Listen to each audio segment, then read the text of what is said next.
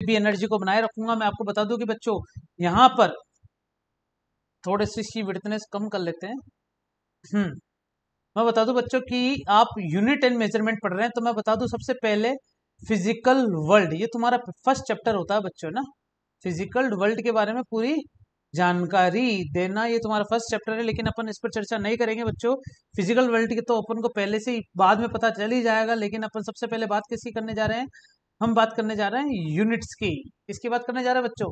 Units and measurement. तो unit and measurement को समझने के लिए देखेंगे जरा आगे क्या क्या मिलता है आपको।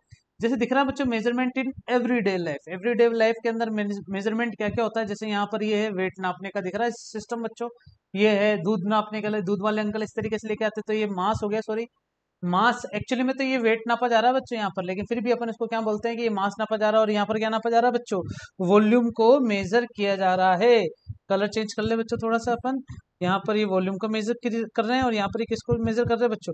मास को मेजर कर रहे हैं। फिर थोड़ा आगे से चलते हैं बच्चों अपन मेजरमेंट इन एवरीडे लाइफ। जैसे आपको दिख रहा है कि आप नाई सॉरी टेलर के पास जाएंगे, नाई के पास थोड़ी जाएंगे, टेलर के पास। वो फीते से आपकी शर्ट का मेजरमेंट ले रहा है, सेंटीमीटर में लेगा, इंचेस में लेगा, जिसमें भी लेना चाहे उसमें लेगा, लेकिन क्या नाप रहा है वो? एक्चुअली में लेंथ नाप रहा है। टेम्परेचर नापने के लिए जैसे मान लो अभी क्या चल रहा है बच्चों? कोरोना। तो कोरोना को हराना है बच्चों। Don't fear with corona, study with corona.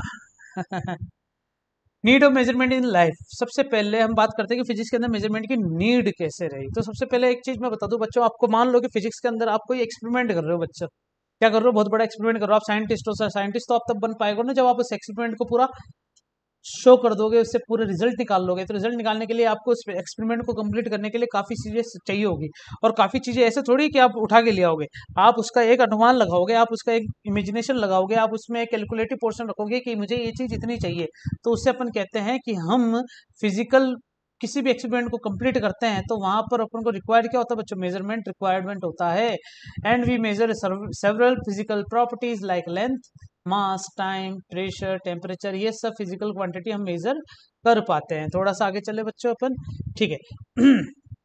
Experimental verification of law. किसी भी लॉ को एक्सपेरिमेंटल वेरिफिकेशन करने के लिए भी फिजिकल प्रॉपर्टीज का मेजरमेंट करना बहुत जरूरी है। ये लाइन तुम्हें अभी समझ में नहीं आई होगी बच्चों, लेकिन फिर भी मैं तुम्हें एक चर्चा के बारे में बताता हूँ बच्चों। F is equal to m है, ये फॉर्मूला देखा है आप सबने, जिसमें से M किसको बताता है? मास को बताता है। किसको बताता है बच्चों? मास को। और A किसको बताता है बच्चों? एक्सीलरेशन को बताता है। इसका मतलब एक्सीलरेशन और मास होंगे तभी तो क्या निकलेगा बच्चों? फोर्स निकलेगा। इसका मतलब फोर्स निकालने के लिए मुझे मास पता होना चाहिए और एक्सीलरेशन पता होना चाहिए। बात समझ में आ गई? किसी भी लॉ को वेरीफाई करने के लिए मुझे मेजरमेंट की जरूरत पड़ती है। इसका मतलब मुझे मास का भी मेजर करना पड़ेगा और एक्सेलरेशन को भी मेजर करना पड़ेगा। Physical quantity most important topic है बच्चों। 11th क्लास के लिए मैं बता दूं फिजिकल क्वांटिटी। मैं बता दूं बच्चों फिजिकल क्वांटिटी को समझने के लिए एक छोटा सा एग्जांपल, जैसे मैंने लिखा two two two two two two, ये कब तक टू रहेंगे, है ना? मैंने बार बार टू लिख दिया, लेकिन ये टू कब तक रहेंगे ये अपना चर्चा का विषय है। तो मैंने मान लो कि टू 2 दिन बाद आके देखूंगा तब भी इनकी औकात क्या रहेगी बच्चों? 2 ही रहेगी। चेंज थोड़ी हो जाएगी, 2 से 12 थोड़ी हो जाएंगे अपने आप, नहीं। लेकिन अगर इनके पीछे मैंने लगा दिया डिग्री, ये मैंने लगा दिया केजी, ये मैंने न्यूटन, मीटर, केल्विन, एम्पियर, मतलब कोई भी चीज पीछे मैंने यहाँ पर क्या लगा दिया इनके? मैंने लगा दिया यूनिट्स लगा दी। यूनिट लगाते ही ये जो 2 था अब ये 2 नहीं रहा, ये क्या बन चुका है बच्चों? एक फिजिकल क्वांटिटी। मतलब फिजिकल क्वांटिटी जो है वो बिना यूनिट के नहीं बन पाई। पहली बात तो ये है, ये तो फिजिक्स के पॉइंट ऑफ व्यू से। लेकिन एक्चुअल में डेफिनेशन ये है कि जिसको नाप सकते हैं। क्या डिग्री को नापा जा सकता है? कि बिल्कुल नापा जा सकता है। क्या केजी को नापा जा सकता है? फोर्स, मीटर, केल्विन, एम्पियर, सबको नापा जा सकता है, मेजर किया जा सकता है। Physical property that can be measured. यहाँ पर एक लाइन आ रही है बच्चों, physical property that can be measure. इसको हाईलाइट करूं मैं, क्या लिखा है? The physical property that can be measure, जिसको मेजर किया जा सकता है। और described by any number, described by any number is called physical quantity. Interesting है या नहीं बच्चों? पक्का ना बच्चों? इंटरेस्टिंग है या नहीं? बिल्कुल है। फिर इसके कुछ कुछ एग्जाम्पल देखो बच्चों साथ साथ यहाँ पर। मास, जैसे आ गया मास को नापने के लिए एक तो 65 केजी दिया हुआ है, जिसमें 65 ये किसको बता रहा है बच्चों? इसकी न्यूमेरिकल वैल्यू को बता रहा है। और ये इसकी क्या बता रहा है बच्चों? ये बता रहा है अपन को यूनिट को। पेन थोड़ा पतला कर ले बच्चों, अपन थिकनेस कम कर लेते हैं इसकी, ठीक है। तो और कलर भी चेंज कर लो, कलर कलर कलर, ठीक है। तो ये 65 और केजी ये दिया हुआ बच्चों। तो इसका मतलब इनके बीच में स्पेस दिखा हुआ बच्चों, स्पेस भी होना चाहिए। 3 मीटर, 100 मीटर स्क्वायर एरिया हो गया ना, ये दिख रहा है तुम्हें बच्चों एरिया। और फिर आता है टेम्परेचर, टेम्परेचर मतलब 300 केल्विन टेम्परेचर आ गया। फिजिकल क्वांटिटी को रिप्रेजेंट करने का तरीका समझ में आ गया बच्चों, कैसे रिप्रेजेंट करते हैं। अगर मैं लिखता हूँ 2 kg तो ये गलत हो जाएगा बच्चों, कैसे लिखूंगा 2 kg, यहाँ पर क्या आना चाहिए बच्चों, एक छोटा सा स्पेस आना चाहिए। टाइप्स ऑफ फिजिकल क्वांटिटी चर्चा का विषय है बच्चों, टाइप्स ऑफ फिजिकल क्वांटिटी, इसको थोड़ा ढंग से समझना। टाइप ऑफ फिजिकल क्वांटिटी है क्या एक्चुअली में। टाइप ऑफ फिजिकल क्वांटिटी को समझने के लिए मैं तुम्हें दो चीजें बताऊंगा बच्चों, है ना। सबसे पहले ये वर्ड याद रखेंगे अपन, डिपेंडेंसी के डिपेंड। जैसे मान लो कि कोई फिजिकल क्वांटिटी किसी पे डिपेंड नहीं करती, खुद ही में खेलती रहती है, तो physical quantity which not depends on any other physical quantity for their measurements are known as fundamental quantity. Example में एग्जांपल ये नीचे लिखे हैं बच्चों। जैसे मान लो कि यहाँ पर आ गया मास, मास को मेजर करने के लिए कुछ नहीं चाहिए बच्चों, तराजू चाहिए सिंपल सा, ठीक है ना। क्या चाहिए अपन को, तराजू चाहिए। टाइम को क्या चाहिए अपन को, एक घड़ी चाहिए, वॉच चाहिए ना अपन को बच्चों। फिर लेंथ को नापने के लिए मुझे 1 इंच स्केल चाहिए कि नहीं चाहिए, पैरामीट्रिक स्केल चाहिए। टेम्परेचर के लिए मुझे चाहिए थर्मोमीटर, क्या चाहिए बच्चों, थर्मोमीटर। इसी प्रकार डिराइव्ड फिजिकल क्वांटिटी क्या हो सकती है, ये डिपेंडेंट क्वांटिटीज होती है। कौन सी होती है बच्चों, डिपेंडेंट। जैसे मान लो कि मैंने यहाँ पर क्या लिखा है, ये डिपेंडेंसी इसकी क्या होती है, ये इंडिपेंडेंट होता है, जबकि ये डिपेंडेंट होता है। डिपेंडेंट मतलब मान लो कि यहाँ पर एक वर्ड लिखा है बच्चों मैंने, एरिया। अब एरिया का फॉर्मूला क्या होता है, मीटर इंटू मीटर होता है, नहीं होता। इसका मतलब एक मीटर यूज हुआ है, दूसरा भी मीटर यूज हुआ है, मतलब ये दोनों फंडामेंटल है और ये भी फंडामेंटल है। तो फिजिकल डिराइव्ड फिजिकल क्वांटिटी क्या होती है बच्चों, डिराइव्ड फिजिकल क्वांटिटी जो फंडामेंटल क्वांटिटीज पे डिपेंड करती है।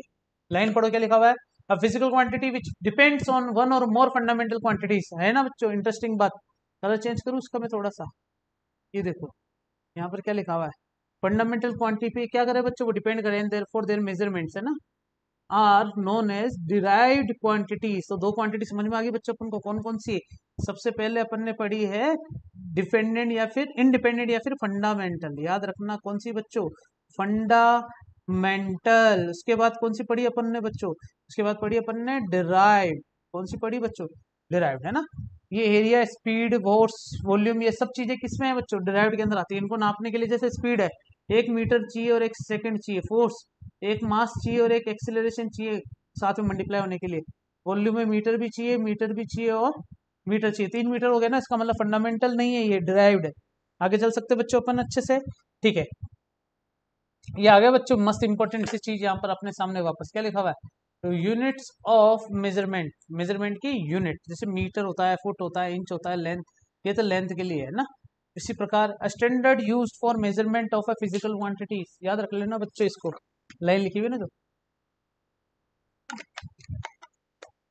ये लाइन कितनी खतरनाक लिख रखी है, क्या लिखा हुआ है, the standard use for the measurement of a physical quantities.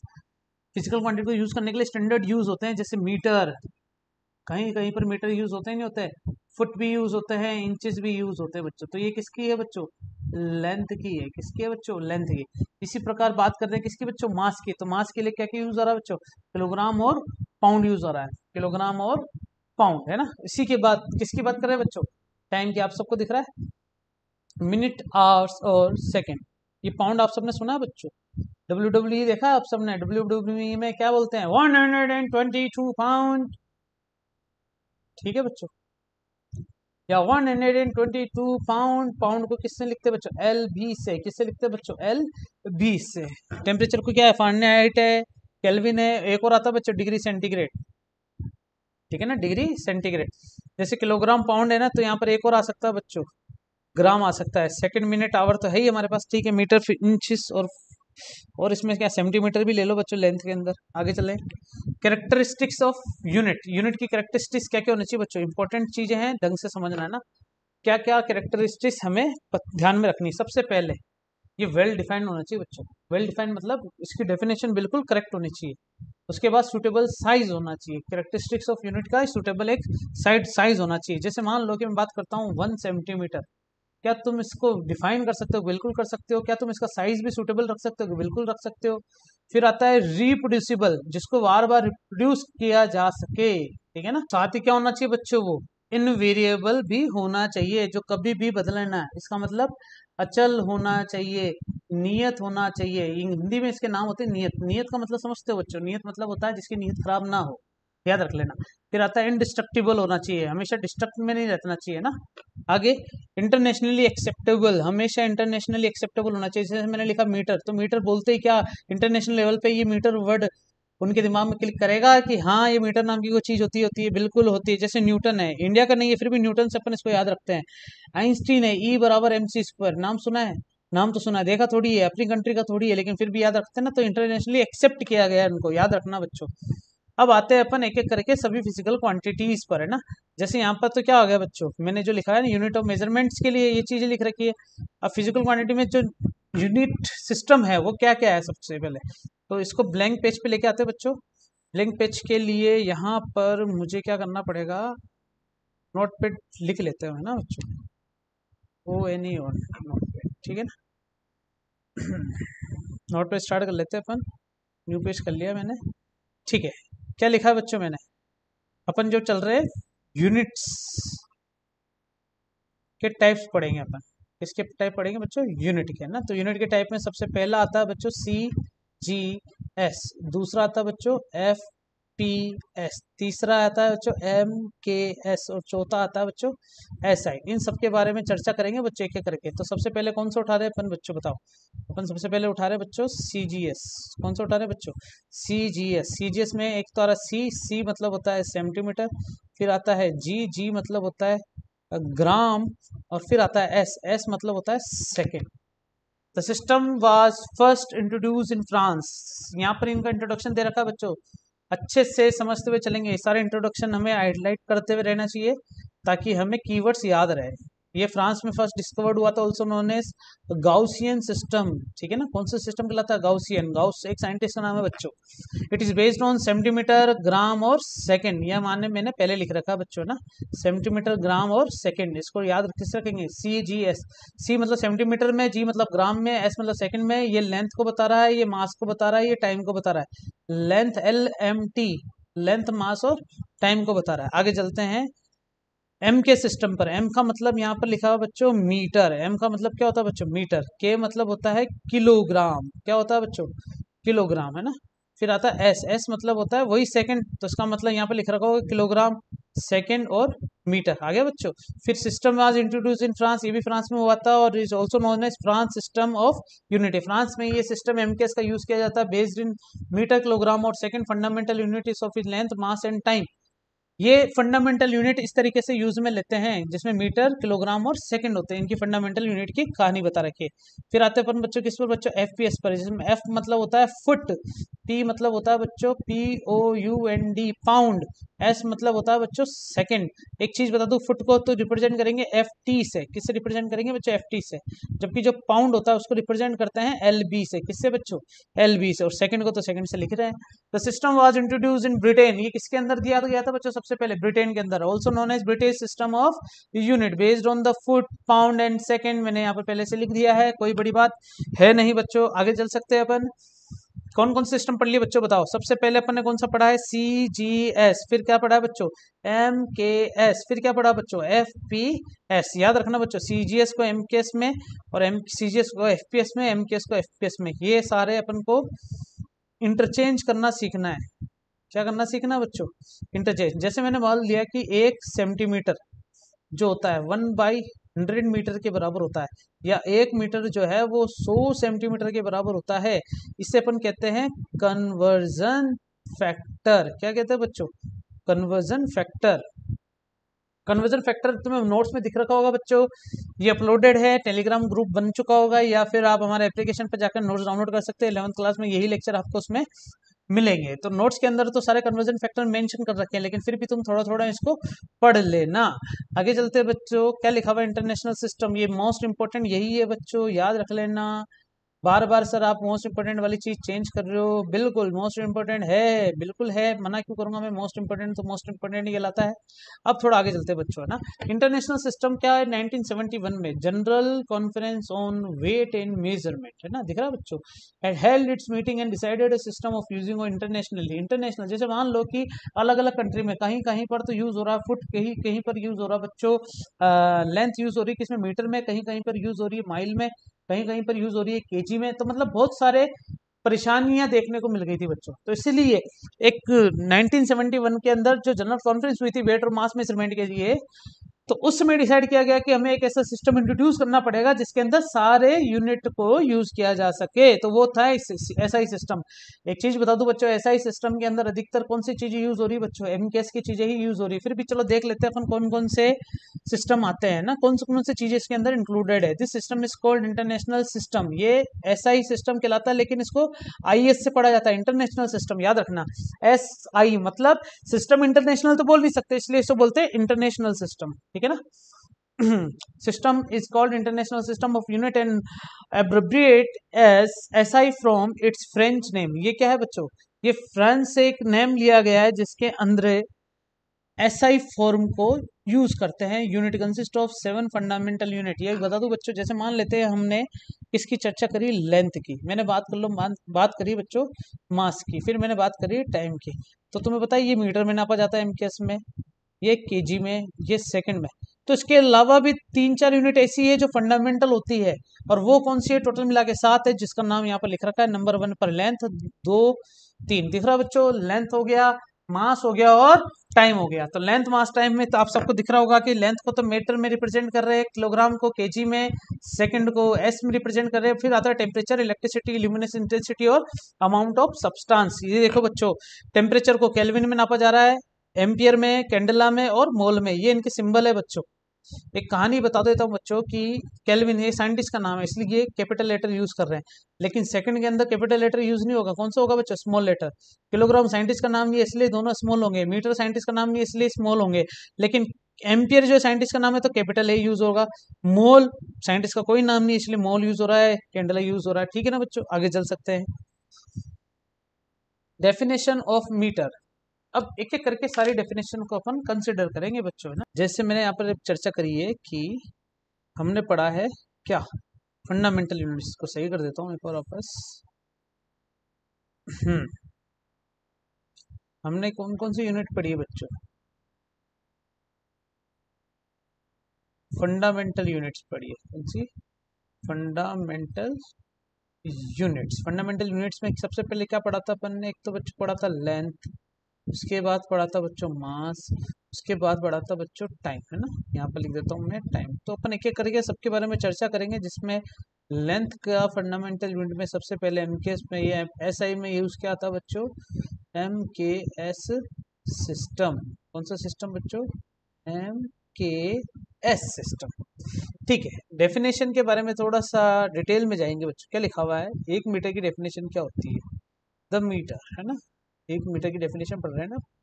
तो the metre is the length of the path travel by the light in a vacuum during a time interval of 1:, है ना, कितना दे रखा है, 29979245 1 2 3 4 5 6 7, ठीक है। और ये क्या आ गया 8।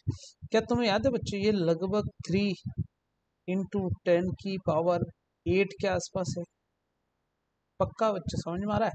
मैं आता स्पीड ऑफ लाइट में यहाँ लिखता हूँ, c बराबर क्या होता था, 3 × 10⁸ तो लिखते क्या थे, मीटर पर सेकेंड। तो मतलब स्पीड ऑफ लाइट जो है वो 3 × 10⁸ है। अगर मैं इसका पूरे का वहाँ सामने डिवाइड कर देता हूँ, पूरे का सी के अंदर डिवाइड कर देता हूँ, तो सी मतलब 1 स्पीड ऑफ लाइट की बात कर रहे हैं अपने ना। तो कोई भी वैक्यूम के अंदर लाइट जो है वो कितने टाइम पीरियड के अंदर ट्रेवल करती है, 1/3 × 10⁸ के, है ना, ऑफ अ सेकेंड, किसी भी सेकेंड के। तो वो किसके बराबर होती है, 1 मीटर के बराबर होती है। जो ये डेफिनेशन तुम्हें थोड़ी सी समझ में कम आई होगी, लेकिन फिर भी थोड़े सा डिस्कस करें इस पे अपन बच्चों, है ना। क्या लिखा है बच्चों अपन ने, जैसे मैंने लिखा है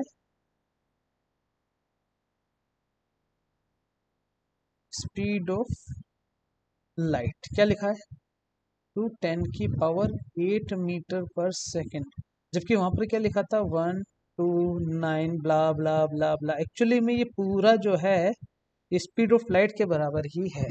तो c is equal to 1 speed of light जो है वो किसके बराबर है, 3 × 10⁸ मीटर पर 10⁻मीटर पर सेकेंड। मुझे 1 मीटर की डेफिनेशन निकालनी है, तो मैं 1 मीटर का वहां पर पूरा डिवाइड कर दूंगा, तो 10 की पावर क्या मिल जाएगा बच्चों, 8 मिल जाएगा ऑफ अ सेकेंड, क्योंकि सेकेंड वहां जाके मल्टीप्लाई हो जाएगा ना बच्चों, पक्का ना।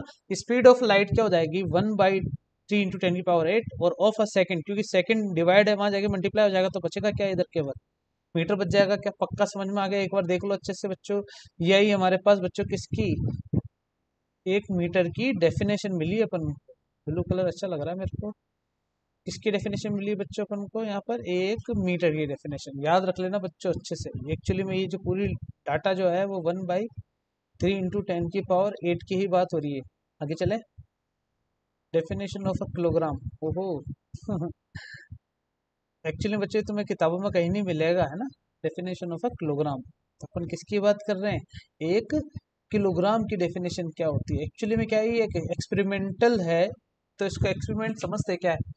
द किलोग्राम है ना, किसकी बात हो रही है, the kilogram is the mass of prototype. बच्चों प्रोटोटाइप पता है तुम्हें, जैसे मान लो कि कोई बड़ी सी बिल्डिंग बना रहे हैं ना अपन, अजमेर में पता है मित्तल मॉल बन रहा है, आप सबको है ना, कुछ इस टाइप से शेप बन रहा है उसका,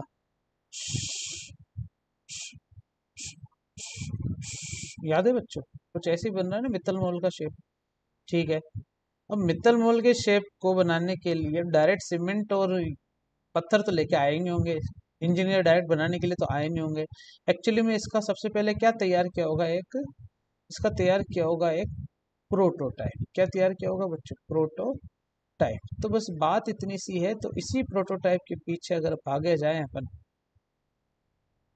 तो किलोग्राम की डेफिनेशन को डिफाइन करने के लिए एक प्रोटोटाइप बनाया गया, cylinder of a platinum iridium alloy. Platinum iridium alloy मतलब प्लेटिनम एक एलिमेंट है, ये भी एक एलिमेंट है, इन दोनों को मिक्स कर देते हैं, इसे कहते हैं मिक्स करना, जिससे मिलता है अलॉय। अलॉय तुमने नाम सुना होगा बच्चों, अलॉय व्हील, नाम सुना है नहीं सुना, अलॉय व्हील। अलॉय व्हील मतलब समझते हो, जैसे मान लो कि पहले जो व्हील होते थे उसमें ऐसे लोहे की तारियां लगी होती थी, लेकिन आजकल के व्हील में तारें नहीं होती, ऐसे अलॉय नेचर रहता है ना, इस टाइप से रहता है अंदर, ये पूरा अंदर मटेरियल भरा रहता है बच्चों यहाँ, ठीक है ना, ये अलॉय व्हील हो गया। अब वापस आओ, preserved at the international bureau of weight and measurement at Sevres near Paris. इसका मतलब क्या है कि पेरिस के अंदर ये एक सिस्टम बनाया गया है। मैं आपको इसकी तस्वीर दिखाऊंगा बच्चों, ये दिख रहा है तुम्हें, ये prototype of cylinder of platinum iridium है ना बच्चों, प्लेटिनम इरिडियम अलॉय। ये पूरा जो है एक प्लेटिनम इरिडियम अलॉय का मिलकर बनाया गया है, जिससे एक मेजरमेंट निकलता है यूनिवर्सल, जिससे अपन क्या कहते हैं बच्चों, 1 kg की वैल्यू निकली गई है ना। फिर आगे चलते हैं, डेफिनेशन ऑफ अ सेकंड। बच्चों ये बहुत इंटरेस्टिंग मिलेगा तुम्हें। 1 second is the time taken by 91926317770 oscillation of a light emitting by the caesium 133 atom. कितनी खतरनाक बात होगी, मैं बताऊं बच्चों। सबसे पहले इसमें एक वर्ड आ रहा ऑसिलेशन, है ना, या ऑसिलेशन का मतलब मैं बताऊं बच्चों क्या होता है। जैसे मान लो कि ये तुमने एक स्प्रिंग लटकाई हुई है, क्या लटकाई बच्चों, एक स्प्रिंग। स्प्रिंग को तुमने एकदम से खींचा और छोड़ दिया, तो स्प्रिंग क्या हो जाएगी बच्चों, गट्टी हो जाएगी। फिर वापस क्या हो जाएगी, फैल जाएगी। फिर वापस क्या हो जाएगी, इकट्ठी हो जाएगी। तो इससे अपन क्या कहते हैं, इससे अपन कहते हैं वाइब्रेशन। क्या कहते हैं बच्चों, वाइब्रेशन, ठीक है।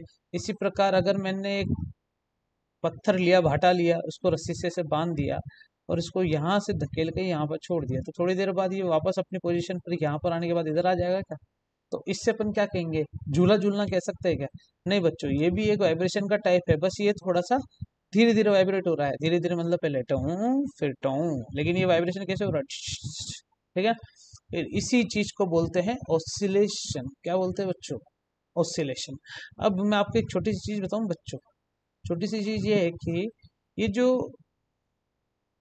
लाइट होती है ना, अब अपन को पता है कि लाइट ऐसे जा रही है, मतलब अगर ये टॉर्च है, ठीक है ना, और ये लाइट है ऐसे जा रही है, तो ये लाइट दिखती कैसे ऐसी, और अगर तुम इस पूरे से पार्ट को छोटा सा क्या करो बच्चों, जूम आउट करो, तो ये लाइट अपन को ऐसे जाती हुई दिख रही होगी बच्चों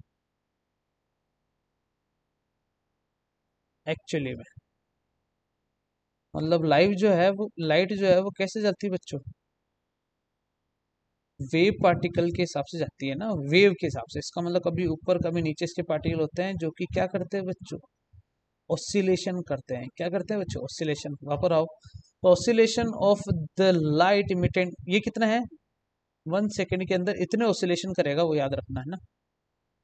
कितने ऑसिलेशन, इकाई इकाई, 2.5 सैकड़ा, 1000, 10,000, लाख, 10 लाख, करोड़, 10 करोड़, अरब, 9 अरब, 19 करोड़, 26,31,770। हाँ भाई वाह। The light emitted by the caesium 113 atom. मैं बता दूं बच्चों, सीजियम एक एलिमेंट का नाम हो गया और ये इसका कोड हो गया, जिस उस एटम से क्या किया जा रहा है बच्चों, लाइट को इमिट करवाया जा रहा है। ठीक है ना, आगे चलें। ये सब चीजें तुम्हें याद रखने की जरूरत नहीं है, लेकिन फिर भी पता होना चाहिए अपन को, है ना। क्या क्या पढ़ लिया अपन ने पढ़ लिया है बच्चों, 1 मीटर की डेफिनेशन पढ़ ली, 1 kg की पढ़ ली, और 1 सेकेंड की डेफिनेशन पढ़ ली। अब आते बच्चों 2 सप्लीमेंट्री यूनिट। अब आते बच्चों डिफरेंट यूनिट। फंडामेंटल यूनिट अपन ने पढ़ ली, फिर आता है 2 सप्लीमेंट्री यूनिट। कौन कौन सी होती है सप्लीमेंट्री यूनिट, उसके बारे में देखे बच्चों। मैं आपको बताऊं बच्चों, सिंपल सी बात है ना, कि आपने एंगल के बारे में तो सुना होगा। अब एंगल मतलब जैसे मैंने लिखा है 30 डिग्री, या फिर मैंने लिखा है 45 डिग्री। अब तुम्हें दिख रहा है बच्चों यहाँ पर ये एंगल जो है लगभग कितना बन रहा होगा तुम्हारे हिसाब से, मान लेते हैं 45 डिग्री। तो थीटा बराबर क्या ले लेते हैं अपन, 45 डिग्री। सही बात है कि नहीं है। लेकिन ये जो डिग्री मेजरमेंट है, कौन सा बच्चों, ये डिग्री, इससे अपन बोलते हैं सेक्साडेसिमल सिस्टम। क्या बोलते हैं बच्चों, सेक्साडेसिमल सिस्टम। लेकिन एंगल को नापने के लिए एक और सिस्टम आता है, इंट्रोड्यूस किया गया, वो मैं यहाँ लिखता हूँ बच्चों। ठीक है ना। किसकी बात कर रहे हैं अपन बच्चों, एंगल की। तो इसमें 2 सिस्टम आते हैं, एक तो आता है बच्चों सेक्साडेसिमल सिस्टम, और एक आता है बच्चों सर्कुलर सिस्टम। अब मैं तुम्हें एक चीज बता दूं बच्चों, हेक्साडेसिमल सिस्टम में कुछ पढ़ने की जरूरत नहीं है। 30 डिग्री, 45 डिग्री लिख दिया, 60 डिग्री लिख दिया। लेकिन सर्कुलर सिस्टम के अंदर अपन को पता होना चाहिए कि एक सर्कल होता है। क्या तो बच्चों, एक सर्कल। थोड़ा सा इसको मिटा दूं मैं अच्छे से, ठीक है। जैसे बच्चों एक सर्कल है, क्या है, सर्कल बनाने के लिए मुझे क्या चाहिए, एक तो मुझे चाहिए उस पर एक सेंटर। सेंटर के बाद मुझे क्या चाहिए बच्चों, उसके लिए एक रेडियस। क्या चाहिए बच्चों, एक रेडियस। तो मतलब सर्कल बनाने के लिए मुझे एक तो चाहिए रेडियस और एक चाहिए मुझे सेंटर। तो उसका मतलब फॉर्मूला होता है आर्क बराबर एंगल इंटू रेडियस। तो इसका मतलब अगर मुझे एक छोटी सी आर्क बनानी है, क्या बनानी है बच्चों मुझे, मान लो मुझे एक सिंपल सी आर्क बनानी है। सिंपल सी आर्क को कैसे बनाया जाए,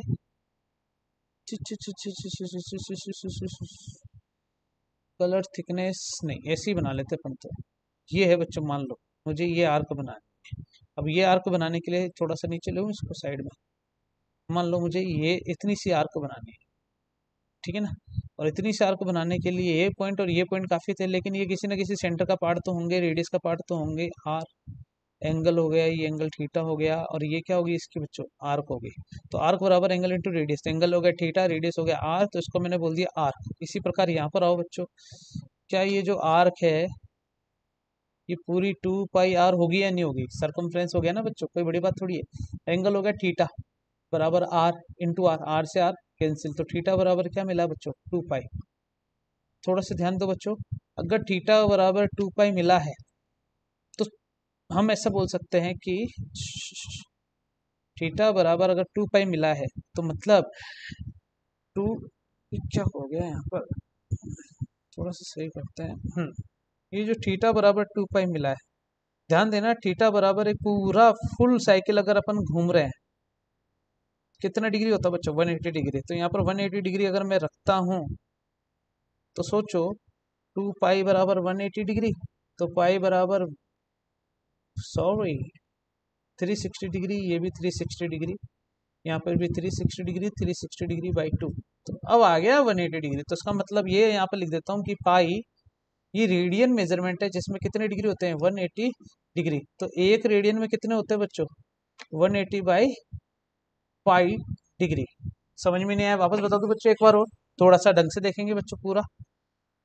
मैं आपको बता दूं कि एंगल जो है उसको दो चीजों में नापते हैं ना, एक तो हो गया डिग्री में, एक होता है रेडियन में। डिग्री को बोलते हैं सेक्साडेसिमल सिस्टम, और ये बोलता है, नाम पूरा लिखो ढंग से बच्चों, ये लो, इसको बोलते हैं डेसिमल सिस्टम, ठीक है ना। और इसे अपन क्या बोलते हैं, सर्कुलर सिस्टम। तो एंगल में डिग्री मेजरमेंट और रेडियन मेजरमेंट में डिग्री को पढ़ने की जरूरत नहीं है, अपन को किसको पढ़ लेते हैं बच्चों, अपन केवल पढ़ेंगे किसका, रेडियन। तो रेडियन पढ़ने के लिए मैं तुम्हें एक सीधी सी चीज बता दूं, ये कौन सा सिस्टम कहलाता है, सर्कुलर। सर्कुलर बनाने के लिए क्या चाहिए बच्चों, मुझे एक रेडियस चाहिए होगा बच्चन, है, और एक क्या चाहिए बच्चों, सेंटर। तो मान लेते हैं ये तो इसका हो गया सेंटर, और ये हो गई बच्चों इसकी क्या बच्चों, ये हो गई इसकी रेडियस।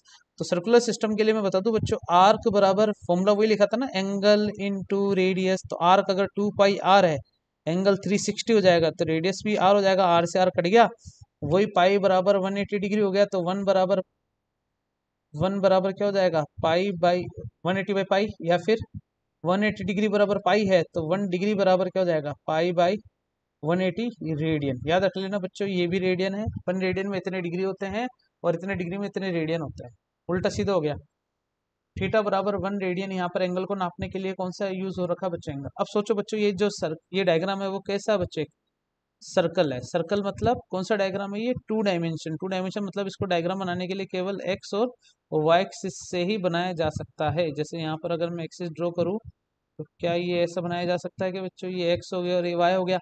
तो रेडियन जो होता है, it is use measure plane angle, ये प्लेन एंगल बनाया जा रहा है इस पर, है ना। फिर किसकी बात हो रही है बच्चों, सप्लीमेंट्री यूनिट के अंदर स्टे रेडियन। स्टे रेडियन में देखो बच्चों डायग्राम कैसा है, ये थोड़ा सा ध्यान लगाओ तो बच्चों ये कौन सी एक्सिस किस टाइप से बन रहा है, अगर थोड़ा सा ध्यान लगाया हुआ है हम, तो इसकी जो एक्सिस है, हम्म, एक तो ऐसे, एक ऐसे, और एक ऐसे। इसका मतलब ये बनाने के लिए तुम्हें किसकी जरूरत पड़ी बच्चों, एक्स की, वाई की और जेड की, ठीक है ना। ये यहाँ पर दिख रहा है तुम्हें, ये हेलिक्स हो रहा, पूरा घूम रहा है, इस पर राउंड कर पा रहा है, ठीक है ना बच्चों, ऐसे पूरा का पूरा इस पर गोल घूम रहा है। तो एक्स एक्सिस से बाहर निकला, तो यहाँ पर जो एंगल अंदर बनेगा ना एंगल, ये कैसा बनेगा बच्चों, 3D टाइप बनेगा। कैसा बनेगा बच्चों, 3D टाइप, है ना। तो 3D टाइप की वजह से ही इसे अपन क्या बोलते हैं बच्चों, इसे अपन बोलते हैं सॉलिड एंगल। क्या बोलते हैं बच्चों, सॉलिड एंगल, ठीक है ना, याद रहेगा। तो इसे रिप्रेजेंट करते हैं, ओम से सीधा लिख दिया, लिखने का तरीका स्टे रेडियन, है ना। स्टे रेडियन, एक होता है रेडियन, एक होता है स्टे रेडियन। नाम हमेशा याद रखना बच्चों, यहाँ से लेके यहाँ तक अगर तुमने कोई एंगल बनाया है 60 डिग्री का, तो ये होता है रेडियन के अंदर। और अगर तुम ऐसा एंगल बना लो, ऐसा ऐसा ये वाला, तो इससे अपन बोलेंगे स्टे रेडियन। दो सप्लीमेंट्री यूनिट होगी बच्चों, आगे चलेंगे। ये इंटरेस्टिंग बात है बच्चों जो मैं तुम्हें बताने वाला हूँ, इसको नोट डाल के लिखते हुए रहना बच्चों अच्छे से, और नोट बनाते रहना, शॉर्ट नोट आप सबके, ठीक है ना बच्चों। नोट क्या है मैं आपको बता दूं, rules for writing SI unit. ये इंटरेस्टिंग रूल होंगे बच्चों सारे सारे। सबसे पहले देखो क्या लिखा हुआ है, full name of unit always start with small letter even if named after a person. मतलब अगर कोई भी यूनिट है तो वो हमेशा कहाँ से स्टार्ट होगी बच्चों, ये हमेशा स्मॉल लेटर से स्टार्ट होगी बच्चों। किससे स्टार्ट होगी, स्मॉल लेटर से। अब चाहे वो साइंटिस्ट का नाम ही क्यों ना आ रहा हो, साइंटिस्ट का नाम आ रहा है जिसमें एन कैपिटल, ए कैपिटल, गुलाम कैपिटल, जैसे मैं अजमेर से हूँ, तो मैं अगर ऐसे लिखूंगा ना AJMER, तो ये नॉट एक्सेप्टेबल है, इसमें ए बड़ा लिखना ही पड़ेगा। तो ये स्पेस के लिए, जगह के लिए बताने के लिए नोटेशन होता है। लेकिन बच्चों गौर फरमाना कि अगर अपन यूनिट के रूप में यूज कर रहे हैं, तो हमेशा फर्स्ट लेटर कैसा आना चाहिए बच्चों, स्मॉल आना चाहिए, ना कि बड़ा लेटर आना चाहिए। सबसे पहली चीज समझ में आई। फिर रूल नंबर 2 क्या लिखा हुआ है, symbol of unit named after a scientist should be A capital. अगर तुम केवल सिंबल यूज कर रहे हो, तो जैसे मान लो न्यूटन, ये तो बिल्कुल सही है। अब इसमें मैं कैपिटल में इसको ऐसे लिखूंगा तो ये वो गलत हो जाएगा, याद रखना। इसको इस तरीके से रिप्रेजेंट करते हैं। छोटी छोटी चीजों में भी बच्चे मात खा जाते हैं, याद रख लेना बच्चों, ढंग से लिखना इसको, है ना। रूल्स नंबर 3, ऐसा unit symbol of all other units are written in small letter. मैं बता दूं बच्चों कि अगर मैंने लिखा है एम्पियर, तो एम्पियर में मैं यूनिट इस तरीके से लिख ही नहीं सकता। मैं लिखूंगा तो यूनिट के रूप में तो ऐसे लिखूंगा, या फिर मैं लिखूंगा कैपिटल ए, लेकिन अगर कोई साइंटिस्ट के नाम में नहीं है, सिंगल ही है, सिंपल ही है, बिना किसी नाम को रिप्रेजेंट कर रहा है, तो मीटर है तो उसका मतलब मैं यहाँ स्मॉल एम नहीं लिख, कैपिटल एम नहीं लिखूंगा, स्मॉल एम ही लिखूंगा। किलोग्राम है तो दोनों स्मॉल में लिखेंगे, स्मॉल में लिखेंगे, स्मॉल में लिखेंगे, कैंडल आर्ट, ठीक है ना बच्चों। आगे चलते हैं। रूल नंबर 4, ऐसा यूनिट के अंदर स्पेस आना चाहिए नहीं आना चाहिए, वो चीज देखते हैं बच्चों। देखो जैसे 10 kg है, तो 10 kg को ऐसे चिपका के नहीं लिखना है अपन को, क्या करना है बच्चों, इन दोनों के बीच में ऐसे चिपका के नहीं करना है, ये चिपकने नहीं चाहिए। इन दोनों का प्यार मुझे पता है, लेकिन ये दोनों एक दूसरे से चिपके हुए नहीं होने चाहिए। ये एक दोनों के बीच में क्या होना चाहिए बच्चों, स्पेस होना चाहिए। दिख रहा था, space is left between the last digit of a numerical and the symbol of a unit. Rule number 4 complete. Rule number 5 ज्यादा देखेंगे ढंग से, किसी भी ऐसा यूनिट को लिखने के लिए do not have plural form. Plural form metre है तो मैं इसके पीछे एस नहीं लगा सकता, किलोग्राम, सेकेंड्स, केल्विन ऐसा नहीं हो सकता बच्चों, ठीक है। अब जैसे बच्चों यहाँ पर केल्विन आ गया, तो केल्विन का के यूज कर सकते हैं अपन, अगर अकेला यूज करते हैं तो उसका, ठीक है ना। Number 6, full stop should not be use after the unit. Unit के बाद में फुल स्टॉप नहीं आना चाहिए यहाँ पर बच्चों, दिख रहा है बच्चों। स्पेस तो आ गया, चलो ठीक है, तुमने मेरी बात रख ली, लेकिन फुल स्टॉप भी लगाते तो गलत हो जाएगा ये। रूल्स फॉर राइटिंग ऐसा यूनिट, मतलब अरे यार कोई स्टेटमेंट कंप्लीट हो रहा है उसके बाद तो लगा दो ऐसे लिख देंगे, length of wire is 7 metre dot, वो तो यार स्टेटमेंट तो कंप्लीट करोगे, लेकिन अगर आपने केवल 7 मीटर लिख दिया उसके बाद डॉट लगा रहे हो तो गलत है। रूल्स फॉर राइटिंग 7 मीटर मतलब समझते हो ना, जैसे मैंने लिखा x is equal to 7 metre dot, गलत हो जाएगा। x इज इक्वल टू सीधा क्या लिखोगे तुम, 7 मीटर ओनली, ठीक है ना। No space use between the symbol of a unit, जैसे ये जूल सेकंड लिखा हुआ है, इन दोनों के बीच में स्पेस नहीं आना चाहिए बच्चों किसी प्रकार का, दोनों हमेशा चिपके हुए होने चाहिए। जैसे किलोग्राम इंटू मीटर, ये भी लिख दोगे तो इन दोनों के बीच में या तो इंटू का सिंबल लगाओ या बिना स्पेस का लगाओ। ये वर्क की यूनिट होगी बच्चों, वोल्ट इंटू एम्पियर, ठीक है। आगे चलते हैं। ये मैंने रूल्स बता दिए सारे, इनको अच्छे से लिख लेना बच्चों, सारे रूल्स को, ठीक है ना। आगे चलते हैं। अब आते हैं बच्चों प्रीफिक्स के बारे में जानकारी लेने, इसके बारे में जानकारी लेंगे अपन बच्चों, प्रीफिक्स के बारे में। ऐसा ही यूनिट के अंदर कुछ प्रीफिक्स है जो कि मोस्ट इंपॉर्टेंट है, ये हेडिंग है बच्चों मोस्ट इंपॉर्टेंट, इसको थोड़ा सा अच्छे से पढ़ेंगे अपन बच्चों। दोनों तरफ क्या लगा देता हूँ मैं, स्टार लगा देता हूँ बहुत सारे, ठीक है बच्चों। स्टार्ट करते हैं। कलर कौन सा लें, जल्दी बोलो, ग्रीन कलर, ठीक है। फैक्टर लिखा हुआ, नेम लिखा हुआ, सिंबल लिखा हुआ, फैक्टर नेम सिंबल, ठीक है ना। ये जो है सारी पॉजिटिव पावर को बता रहा है, फैक्टर मतलब गुणा को बता रहा है, और ये नेगेटिव पावर को बता रहा है। अब मान लो कि मैंने अभी भी एक चीज लिखी थी बच्चों, क्या था वैल्यू, 1 2 9 ब्ला ब्ला ब्ला ब्ला ब्ला ब्ला, कुछ भी था, तो इसमें 1 2 3 4 5 6 7 8 था ना। तो मैंने इसको 3, मतलब इसको मैं चाहता तो 1, इसको अगर मैं चाहता तो मैं इसको क्या लिखता बच्चों, मैं इसको लिखता 1.29 इंटू 10 टू दी पावर, क्या लिखता बच्चों इसको मैं लिखता इसको 8, समझ में आ रहा है। या फिर इसको 3 इंटू 10 की पावर 8 ही लिख देता। अब 10 की पावर 8 नाम की कोई चीज़ तो इस फैक्टर में तुम्हें दिख ही नहीं हो रही बच्चे, देखो कहीं नहीं है, तो लिख भी नहीं सकते। अगर ये 0.3 इंटू 10 की पावर 9 लिख दूँ, तो ये 0.3 इंटू इंटू लिखने की जरूरत नहीं, गीगा लिख दो, 0.3 गीगा, आगे गीगा लगा दो, मतलब ये 10 की पावर को हटाने के लिए वर्ड बोले गए। जैसे 10 की पावर 1 है, ये बिठा रहा हूँ बच्चों सारा मैं ना, एक बार थोड़ा सा टाइम लूंगा मैं आप सबका। हट जा हट जा, हट जाओ जाने वाले हट जा, मैं तो दासी तेरी मंजिल का। हम्म, ओहो, आहा आहा आहा आहा, मिटाने में मजा आया। आगे देखते बच्चों, 10 की पावर 1 को बोलते हैं डेका हेक्टो, सिंबल भी लिख रखा है बच्चों, सिंबल लिख रखा है, याद रख लेना बच्चों ना, ठीक है। किलो, तुम्हें नोटिस करा बच्चों, यहाँ के बाद ये वाले जितने भी है ये सारे के सारे कैपिटल लेटर्स में आ रहे हैं या अपर केस में आ रहे हैं, लेकिन इससे पहले वाले सब किस में थे, स्मॉल लेटर में थे। 10 की पावर 6 होती मेगा, गीगा, टेरा, पीटा। अब मैं तुम्हें बताऊं बच्चों, नाम सुना होगा तुम सबने शायद तक, कलर चेंज करता हूं मैं, ये मैंने लिखा है MP, नाम सुना है तुमने, MB क्या होता है, सुना है नहीं सुना है ना बच्चों, MB सुना है क्या नाम, अरे हाँ सुना होगा, MB, GB, TB, मान लेते हैं भैया 100 MB, 2 GB, 1 TB। फिर आएगा बच्चों PB, पेटाबाइट, ठीक है ना। फिर आएगा बच्चों EB, एक्साबाइट। फिर क्या आएगा बच्चों, जीटाबाइट और योटाबाइट। याद रखेंगे बच्चों, मेगा, गीगा, टेरा, इस तरीके से याद रखना है इन सबको, ठीक है ना। 10 की पावर ऐसे 3, 6, 9, 12, 15, 18, 3 का पहाड़ा याद आ रहा है बच्चों, 3 6 दिन 9 सॉरी, ठीक है ना बच्चों। इस तरीके से याद रखना है अपन को। तो ये तो है पावर जब पॉजिटिव हो, पावर जब नेगेटिव आ जाए। 10 की पावर 0 तो 1 ही हो गया, अब 10 की पावर -1, तो इससे अपन बोलते हैं डेसिमल, याद रखना बच्चों। इसलिए इसे रिप्रेजेंट करते हैं किससे बच्चों, D से। -2 सेंटीमीटर, याद आ रहा है। जैसे सेंटीमीटर, जैसे मैंने लिखा है बच्चों क्या, 1 मीटर में कितने सेंटीमीटर होते हैं, लिखा गया है बच्चों 10 सेंटीमीटर नहीं, 100 सेंटीमीटर होते हैं। कितने सेंटीमीटर होते हैं बच्चों, 100 सेंटीमीटर होता है। इसी प्रकार मिलीमीटर की बात करूँ तो 1 मिलीमीटर में, 1 मिलीमीटर के अंदर होते हैं, ओहो, 1/1000 मीटर, मतलब दिख रहा बच्चों। इसको इस तरीके से लिख रहे हैं, 1/1000 का मतलब होता है 1/10 की पावर 3, या 10 × 10 की पावर-3, याद रख लेना ये मिली। फिर आता है माइक्रो, फिर आता है नैनो, फिर आता है पीको। ये याद रखने का तरीका, जिसमें ये जो सिंबल है ये म्यू, कौन सा सिंबल कहलाता है, इसे बोलते हैं म्यू। क्या कहते हैं इसे बच्चों, म्यू। ऐसे याद रखना इसको, तो लिखने का तरीका ऐसा है, ठीक है ना।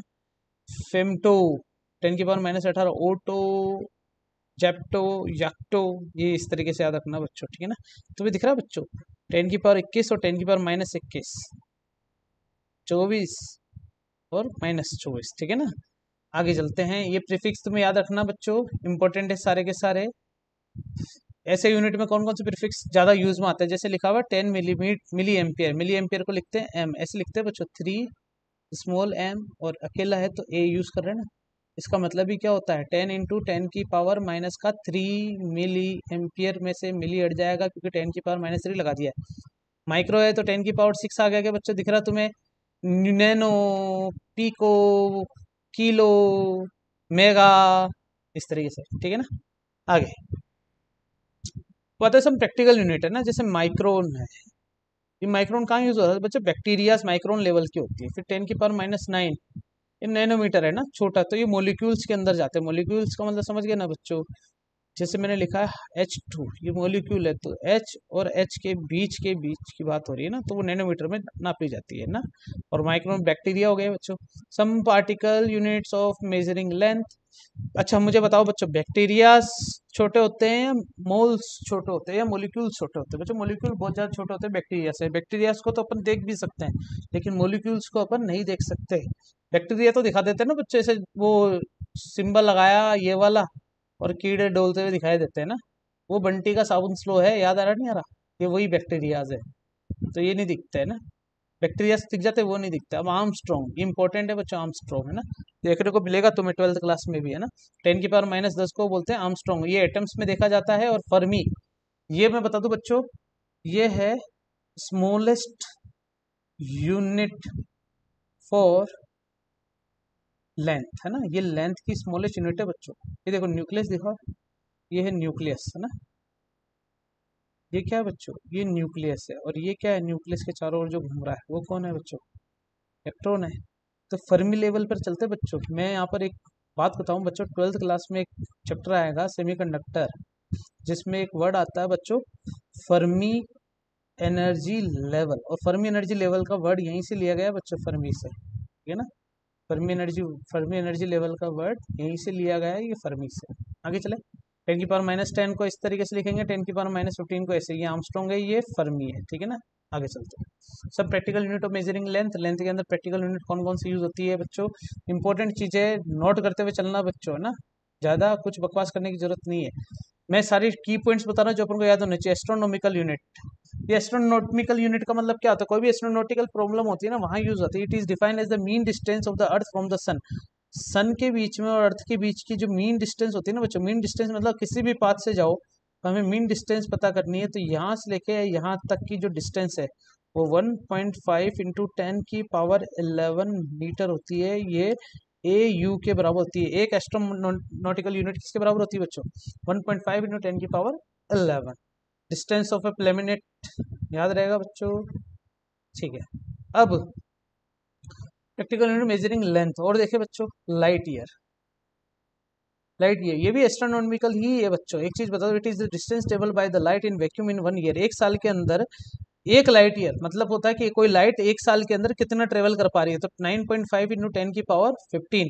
अभी अपन ने AU की बात करी थी बच्चों, 1 AU किसके बराबर है बच्चों? यहाँ पर लिखा हुआ था 1.5 इंटू 10 की पावर 11, कितना बच्चों? 1.5 into 10 to the power 11 metre. अब सोचो अगर मैं 10 की पावर 11 यहाँ से हटा दूँ तो 9.5 इंटू 10 की पावर के 4 बचेंगे, नहीं बचेंगे? अभी भी 4 बचेंगे, तो इसका मतलब इसके पीछे ये आ जाएगा, तो 9500 इंटू AU। तो एक तरीके से इतने AU के बराबर होती है एक लाइट ईयर। बड़ी हुई नहीं हुई? डिस्टेंस ऑफ स्टार, ये दो स्टार के बीच की डिस्टेंस को बताते हैं बच्चों, है ना, ठीक है ना। आगे सब practical units for measuring length, और देखते हैं बच्चों इंटरेस्टिंग बात क्या क्या है। पारसेक वर्ड आता है बच्चों, पारसेक। मैं यहाँ पे बता दूं, जैसे अभी अभी अपन ने पढ़ा था फर्मी, 10 की पावर -15 पे था क्या बच्चों, और यहाँ आता बच्चों पारसेक, ये 10 की पावर 16 तक जाता है। तो ये बहुत ही मैक्सिमम लेंथ है और ये मिनिमम है ना, ये मिनिमम लेंथ टू कवर्ड और ये मैक्सिमम लेंथ है ना। मतलब अगर बोले कि किसी भी लेंथ की लार्जेस्ट यूनिट क्या है ना, प्रैक्टिकल यूनिट क्या है, तो वो है पारसेक, और स्मॉलेस्ट क्या है बच्चों? फर्मी। याद रख लेना ये चीज ना। अब आते हैं बच्चों 1 पारसेक 3.1 10 की पावर 16 मीटर के बराबर होती है। फिर थोड़ा सा और चल रहे बच्चों आगे अपन यहाँ पर एक चीज मैं बताऊं बच्चों, कि जैसे मैंने बताया तुम्हें ये AU के बराबर है ना, सन और अर्थ के बीच में, और एक पारसेक है इन दोनों के बीच का डिस्टेंस। अब एक्चुअली में ये ट्रिग्नोमेट्री से इसको समझा जा सकता है बच्चों। क्या ट्रायंगल बन रहा है क्या? ये जो है ये क्या कहलाता है बच्चों? 2 मिनट है ना।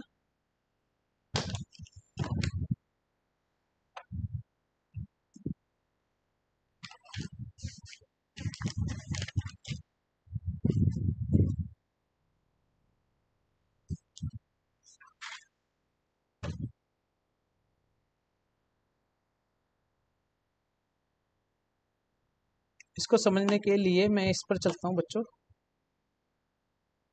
ये अपना होना तो चाहिए कहीं ना कहीं, तो ठीक है। ये आपको स्क्रीन पर कुछ ना कुछ तो दिख ही रहा होगा बच्चों, है ना। दिख जाएगा दिख जाएगा दिख जाएगा दिख जाएगा, हमको भी दिख जाओ भैया। इसी पे ही देखना पड़ेगा बच्चों, है ना। इसको दबाओ और इसमें डाउनलोड्स में जाओ। डाउनलोड्स में आने के बाद सोलर साइट को देखो, ये आ गया बच्चों। इंटरेस्टिंग सी बात है ना। इस पर थोड़ी चर्चा करें अपन बच्चों, ठीक है। अब यहाँ पर एक आ रहा है सोलर डे, तुमको दिख रहा होगा बच्चों, और एक होता है साइड रियल डे। तो मैं सोलर डे और साइड रियल डे इन दोनों के बारे में थोड़ा सा जानकारी देना चाहूंगा। कि मान लो तो कि यहाँ पर एक छोटा सा व्यक्ति सा कोई है, छोटा कर दो इसको, ठीक है। ये है, अगर ये रिवॉल्व हो रही है अपने एक्सिस पे इस तरीके से, अर्थ जो अपने एक्सिस पे ऐसे रिवॉल्व हो रही है ना, तो मान लेते हैं कि थोड़ी देर बाद ये कैसे हो जाएगा, ऐसे हो जाएगा, फिर ऐसा हो जाएगा, फिर ऐसा हो जाएगा, ऐसे कुछ होगा ना बच्चों। अर्थ रिवॉल्व कर रही है तो अपन भी क्या होंगे, साथ साथ रोल करेंगे। अर्थ अपने एक्सिस पे भी रिवॉल्व करती है, ठीक है ना, ये अपन सबको पता है। और यहाँ से यहाँ तक वापस आने में मुझे कितना टाइम लगा बच्चों, मैं तुम्हें बता दूं बच्चों। यहाँ से वापस आने में मतलब ये वाली वो पोजीशन आ गई मेरी, जिसमें कितने लग रहे हैं, 23 आवर्स 56 मीटर एंड 44 सेकेंड्स लग रहे हैं। लेकिन ये वहां पर वापस अपनी पोजीशन पर ऐसे आ रहा है यहाँ से आने में, तो यहाँ पर थोड़ा सा टाइम और एक्स्ट्रा लेगा। क्योंकि अब ये यहाँ पर आने की क्यों बोल रहा है, क्योंकि जब ये यहाँ खड़ा था तो सूरज इसके बिल्कुल टाट पे क्या कर रहा था बच्चों, चिल्का मार रहा था। अब ये यहाँ पर है तो सूरज टाट पे चिल्का नहीं मार रहा, सूरज तो यहाँ चिल्का मार पा रहा है इसके, इसलिए इसको यहाँ पर आना पड़ेगा ऐसे परपेंडिकुलर, ताकि टाट पे ही चिल्का पड़े। तो इसके लिए टाइम थोड़ा ज्यादा लगेगा, और वो टाइम इसके अंदर ऐड कर दे अगर अपन, थोड़ा सा दिमाग लगाना बच्चों, अगर मैं इसके अंदर 3 मिनट प्लस 50 कितने 4 सेकंड या 56 सेकंड ऐड कर दूं, तो ये टोटल 24 आवर्स कंप्लीट हो जाते हैं, जिससे एक सोलर डे बनता है बच्चों। याद रख लेना, सोलर डे अलग चीज है, साइडेरियल डे अलग चीज है। आई होप कि तुम्हें ये चीज समझ में आई होगी, ठीक है ना। आगे चलते बच्चों, वापस क्या लिखा हुआ है मैंने यहाँ पर, पार्सेक पर चर्चा कर रहे थे ना अपन। पार्सेक है इंटरेस्टिंग चीज है बच्चों, ये जो पार्सेक है, इस पार्सेक की कुछ मैं खतरनाक खतरनाक चीजें लिखवाता हूँ बच्चों। जैसे मैंने कुछ नोट कर रखा है तुम्हारे लिए कि एक पार्सेक के अंदर जो होता है एक्चुअल में चीजें लिखाता हूँ मैं बच्चों, ना ठीक है, वो मैं इसके अंदर लिख देता हूँ नोट पैड के अंदर। न्यू पेज ले लो, ये 1 पार्सेक, तो पार्सेक को स्मॉल पीसी से लिखेंगे बच्चों, किससे लिखेंगे अपन, ये मिटा देता हूँ मैं इसको, ये उठा देता हूँ, 1 पार्सेक, इसको लिखेंगे क्या, पार्सेक लिखेंगे। तो एक पार्सेक जो होता है वो 3.08 इंटू 10 की पावर 16 मीटर के बराबर होता है। वैसे उधर क्या लिखा हुआ 3.10 या 3.10 चलेगा बच्चों, ये अप्रोक्सीमेट वैल्यू लिख रखी है। एक और चीज, अब मैं इसको लिखता हूँ माइल्स में, तो 1 पार्सेक की वैल्यू होती है 1.9174 into 10 to the power 13 miles. ये माइल्स तुम्हें पता है बच्चों, ये प्रैक्टिकल यूनिट है जो दूसरे शहरों में, दूसरे देशों में यूज होती है। 2.0626 इंटू 10 की power 5 AU, astronomical unit. Astronomical unit के अंदर भी इस तरीके से लिख सकते हैं। और 1 पार्सेक किसके बराबर होता है, 3.2615 इंटू, सॉरी 3.26, ये नोट है बच्चों, लिख लेना इसको अच्छे से ना, 3.26 लाइट ईयर के बराबर होती है। AU में भी लिख दी, लाइट ईयर में भी लिख दी, माइल्स में भी लिख दी, और मीटर्स में भी लिख दी है, ठीक है ना बच्चों। आगे चले अपन अब, फिर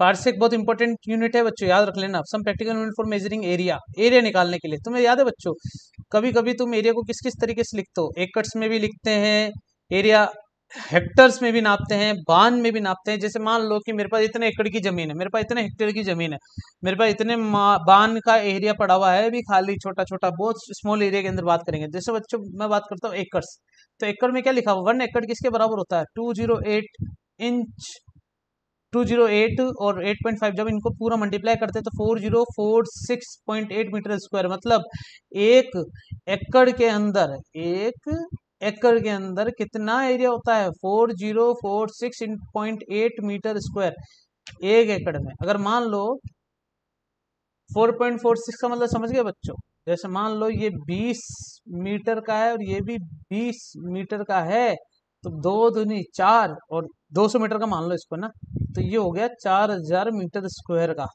200 मीटर और 20 मीटर से ये मिल रहा है, और एक्चुअली में इसको एकड़ से रिप्रेजेंट करते हैं कि इतने एकड़ की जमीन है। हेक्टर में क्या हो गया बच्चों, 10,000 मीटर स्क्वायर में एक हेक्टर होता है। 1 बार मतलब 10 की पावर- 28 मीटर स्क्वायर, है ना। ये फर्मी लेवल पर चले गए बच्चों अपन एक तरीके से, बिल्कुल सही है। कुछ प्रैक्टिकल यूनिट देखो बच्चों, मेट्रिक टन, इनके नोट डाल के लिख लेना बच्चों। एक मेट्रिक टन मतलब 1000 किलोग्राम। क्विंटल में कितना होता है बच्चों, 100 किलोग्राम।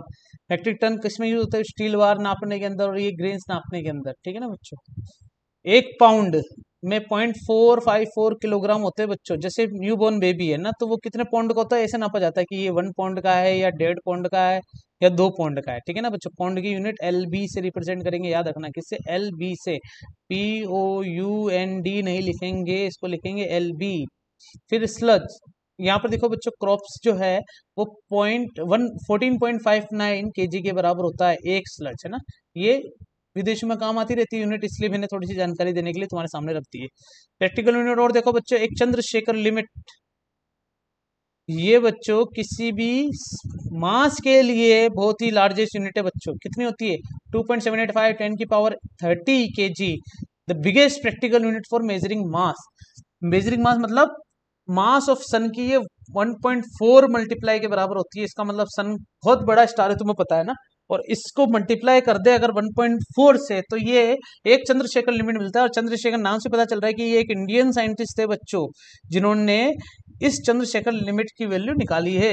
ये मेसिव ब्लैक होल के बारे में भी जानकारी देता है, इसके बारे में चर्चा अपन करेंगे नहीं, लेकिन फिर भी मैंने थोड़ा थोड़ा आइडिया देने के लिए बता दिया है। फिर होता है बच्चों एटीएम, एटॉमिक मास यूनिट, है ना। एटॉमिक मास यूनिट का मतलब होता है 1.12 mass unit of single C atom, है ना।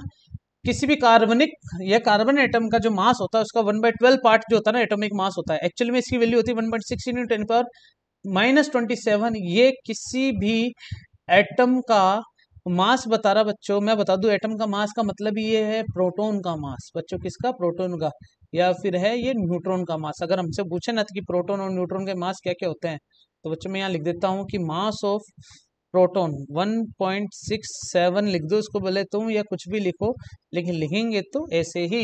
It is the smallest practical unit of measuring mass. अब बच्चों एक चंद्रशेखर लिमिट होगी एक तो, और एक क्या होगी बच्चों, एटॉमिक मास यूनिट होगी ना, AMU। ये दोनों, ये तो होगी लार्जेस्ट और ये होगी स्मॉलेस्ट। टिक करके लिख लेना बच्चों। It is used to measure the mass of single atom, proton and neutron. यहाँ पर मैंने मेंशन कर दिया, ये लिखा हुआ है लाइन। आगे चलते हैं। Some practical unit of measuring time, solar day 24 घंटे, साइड रियल डे ये देखो बच्चों 23 घंटे 56 मिनट और 4 सेकंड भी इसके अंदर ऐड कर देते हैं बच्चों अपन, ठीक है ना। Solar year 365 day solar year होते हैं, और साइड रियल डे में कितने लगते हैं बच्चों, 366 डे। तुम्हें पता बच्चों हर 4 साल के बाद 365 दिन नहीं होते, 366 दिन होते, मतलब एक दिन अपने आप बढ़ जाता है। अपने आप नहीं बढ़ जाता बच्चों, ये साइड रियल और सोलर डे का ही इसमें योगदान है। इसलिए सोलर डे में 365 डेज होते हैं, जबकि साइड रियल में कितने होते हैं बच्चों, 366 डेज होते हैं। लूनार मंथ, लूनार मतलब यहाँ पर है बच्चों चंद्रमास का मतलब। चंद्रमास समझ गए ना बच्चों।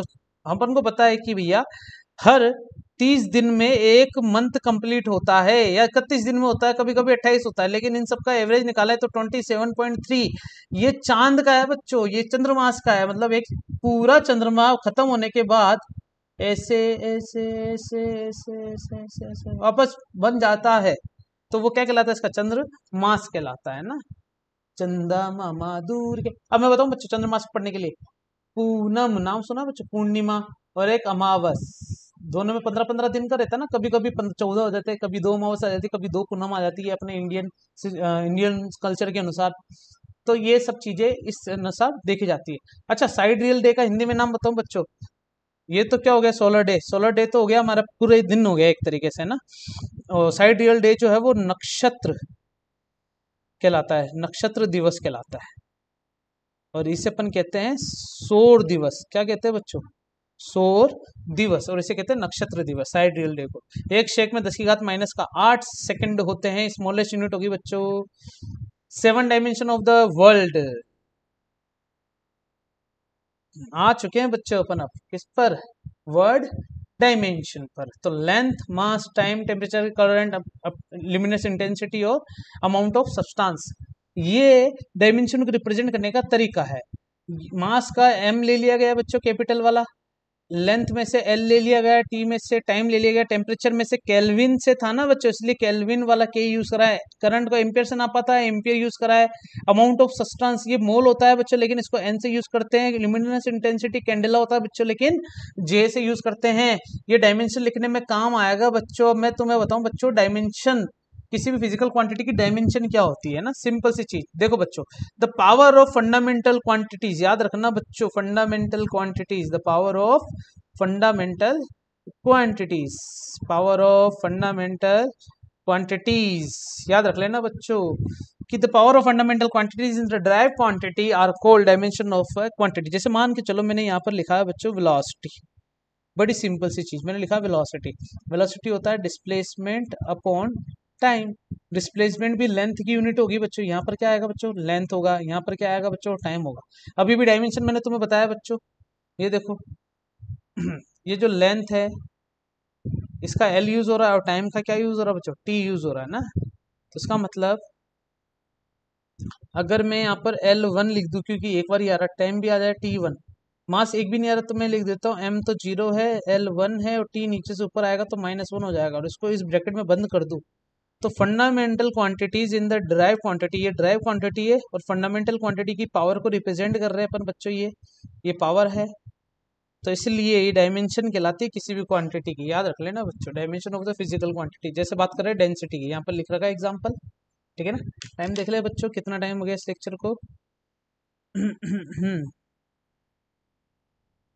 ठीक है, इसको दो पार्ट में बांट कर लेंगे बच्चों अपन, है ना, ठीक है ना। अपन ये वाला क्वेश्चन देख लो, फिर अपन इस चर्चा को थोड़ा सा आगे बढ़ा लेंगे, क्वेश्चन भी देख लेंगे। मास अपॉन वॉल्यूम होता है डायमेंशन, है ना, डेंसिटी का, मास अपॉन वॉल्यूम। तो ये मास, वॉल्यूम होता है लेंथ विड्थ हाइट। मैंने यहाँ पर क्या लिया है बच्चों, एक क्यूबॉइड ले लिया है। क्या ले लिया बच्चों मैंने यहाँ पर, एक क्यूबॉइड। क्यूबॉइड में दिख रहा है बच्चों, एक तो लेंथ है, एक है विड्थ, और ये एक है इसकी हाइट। तो एल बी एच में, ये भी एल में यूज होगा, ये भी एल में यूज होगा, ये भी एल में, और ये किस में आ गया बच्चों, एम में यूज आ गया। तो एम अपॉन एल क्यूब, तो क्या ये मीटर 1 हो गया और एल माइनस 3 हो गया क्या। ये डेंसिटी की डायमेंशन बन चुकी है बच्चों, जिसमें तो होता है 1 तो मास होता है और -3 इसकी लेंथ को बता रहा है। डायमेंशन लिखने का तरीका मैं बता देता हूँ बच्चों, कि ये जो पावर लिख रखी है ना बच्चों, जैसे लिख रखा है मैंने, एक तो लिखा है 1 और एक लिख रखा है -3, ये मास की पावर है और एक है ये लेंथ की पावर। तो इसी पावर को बोलते हैं डायमेंशन। क्या बोलते हैं बच्चों, dimension. Use of dimension to check the correctness. मैं बच्चों इसको यहीं पे खत्म करता हूँ अपने इस लेक्चर को, फिर अपन इसको थोड़ा सा आगे बढ़ाते हुए जाएंगे, ठीक है ना बच्चों। तो अपन ने इस लेक्चर को काफी अच्छे से कंप्लीट कर लिया है। आई होप कि तुम्हें मजा आया होगा बच्चों, और इसी के साथ हम हमारे इस लेक्चर को यहीं पर खत्म करेंगे, ठीक है ना बच्चों। आज के लिए इतना काफी है, जिसमें अपन ने सबसे पहले चर्चा का विषय बना देते हैं। हमने जो चैप्टर स्टार्ट करा वो कौन सा स्टार्ट करा बच्चों, यूनिट स्टार्ट करा है। फिजिकल वर्ल्ड को नहीं स्टार्ट करा है, यूनिट स्टार्ट करा है। तो होप कि आपको ये बहुत अच्छा लगा होगा, इंटरेक्टिव बनाया है मैंने, काफी इंटरेस्टिंग चीजें बताई है। एक चीज याद रखना बच्चों, की पॉइंट्स तुम क्या लिखते रहना। अपन अगले जो भी पढ़ेंगे उसमें अपन क्या करेंगे बच्चों, चर्चा करेंगे किसकी, डायमेंशन की। डायमेंशन पढ़ेंगे, बहुत इंटरेस्टिंग टॉपिक है और बहुत ही इंपॉर्टेंट टॉपिक है, एग्जाम पॉइंट ऑफ व्यू से भी, है ना। तो अपन इसको कंटिन्यू करेंगे। आज के लिए इतना काफी है।